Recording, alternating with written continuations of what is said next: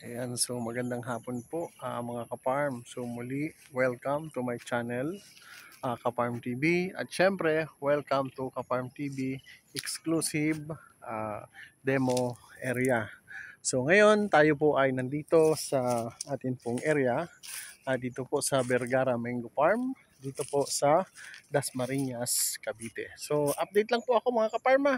So ito na po yung atin pong hinugasan last week kung saan ay nakita po natin na napakarami po ng nabuo po na mga butil.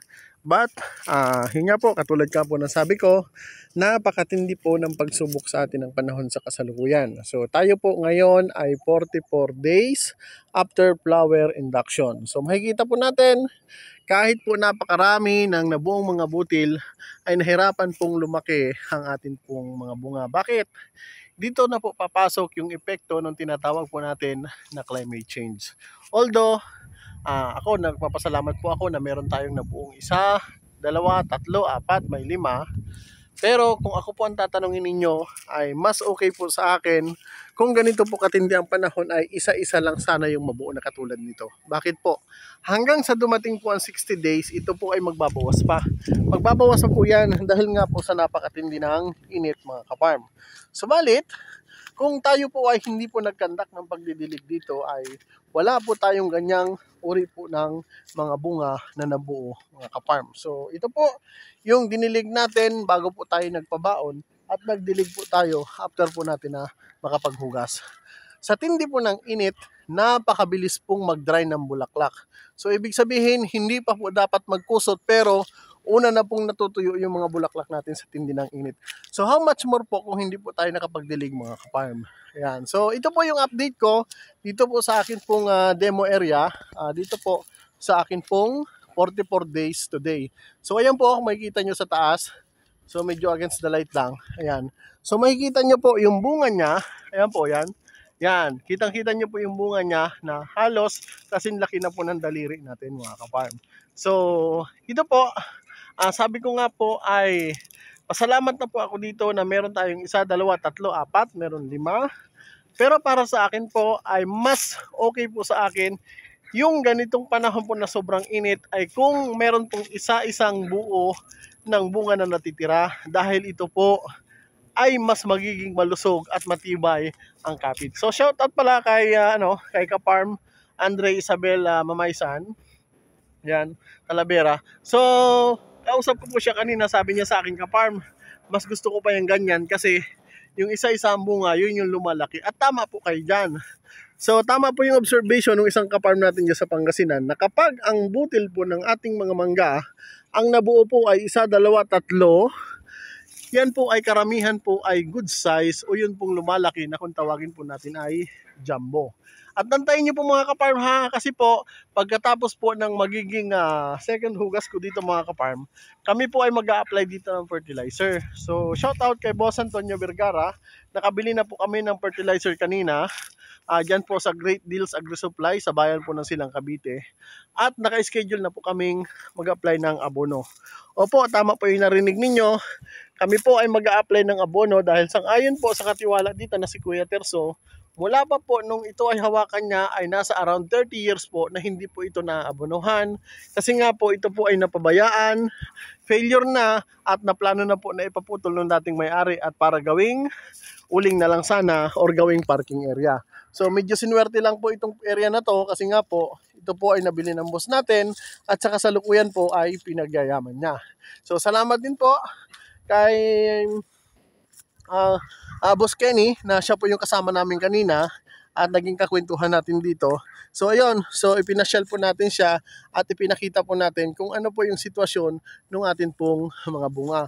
At yun, natuwa naman po siya na tama lang po yung observation natin na talagang sa tindi po ng init, kailangan pong magdilig at kailangan din po ay meron pong makakain po yung atin pong mga puno. Yan po yung mga boss natin na very open-minded at handa po silang matuto. Maliban po doon sa pagiging advisor natin sa kanila, handa po silang makinig kasi nga po, kaya nga po nila tayo kinuha ay para po matutunan nila yung atin pong ginagamit po ng mga sistema. So yun lang po muna mga ka-farm. Shout out kay Boss Antonio Vergara. Ayun. So kami po ay mag-i-spray din bukas dito ng atin pong secret weapon. Ayan. So, hindi ko lang po ipapapublic yung akin pong mixing ng secret weapon ko kasi nga po, iniiwasan ko na rin po yung napakarami po na mga kung may question doon sa atin pong application. Ayun. So, yan po yung mga butil natin. Bagamat against the light na, sana po ay makita ninyo. Yan po yung mga nabubuo sa taas na yan. Yan po, napakarami po niyan mga kaparm. So, medyo makulimlim na po tayo ngayon. Kaya medyo against the light na rin. So, kukuha tayo ng medyo mababa ang tayo. Ayan po mga kaparm mo. Yan po yung mga bunga niya. Yan.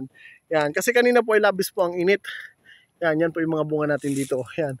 Napakarami po niyan. So, titingnan po natin kung makukunan po natin yung nandito po sa bandang ibaba dito. Yan. Hindi po sabay yung paglabas ng kanyang paglaki ng bunga niya. Dahil sabi ko nga po, meron pong maagang nag-develop ang butil at meron pong late po na lumabas ang bulaklak. Ayan po. Yan po mga kaparmo. Yan. Yan po yun. Yan. So, tingnan nyo po ha, against the light po yan at sana po ay nakikita ninyo. Yan po yung atin pong mga bunga. At ito naman po, yung puno na nakadikit po naman yung ugat doon po malapit sa mismong tubig. Ayan, tingnan nyo po yung kaibahan po nung puno po na nakasayad po sa tubig ang kanya pong mga ugat. Ayan po mga kaparmo, yan po napakadami po. Yan. Yan, at sana po sila po ay lumaki. Ito po ay delay po ang development nito. Late po na nag-perform ang bulaklak. At ito naman po yung naging hitsura ng kanya pong mga bunga. Ayan, so napakarami po ng butil niya kasi nga po yung puno po niya, yan po yung tubig, yan po yung ilog na kinukunan namin ng pandilig. At yung pong mismong puno niya ay naandyan po sa baba po ng kanal. Ayan, so yan po yung mga bunga niya. Oh. Ayan, napakarami po. Ayan, napakarami po ng butil mga kaparm. So yun. So God bless po, happy farming. So ulitin ko po, kami po ay maghuhugas na dito, mag-a-apply po kami ng amin pong gagamitin po na secret weapon. At ito nga po, yung amin pong panlaban sa kurikong. Gagamitin po tayo ng atin pong coron foliar. Gagamit po tayo ng atin pong fungicide. At syempre, gagamit po tayo ng atin pong ginagamit dito na pangkontra po sa iba't ibang uri ng mga insekto, mga kaparm. So muli, God bless, happy farming. Please support Kaparm TV sa YouTube for more informative videos.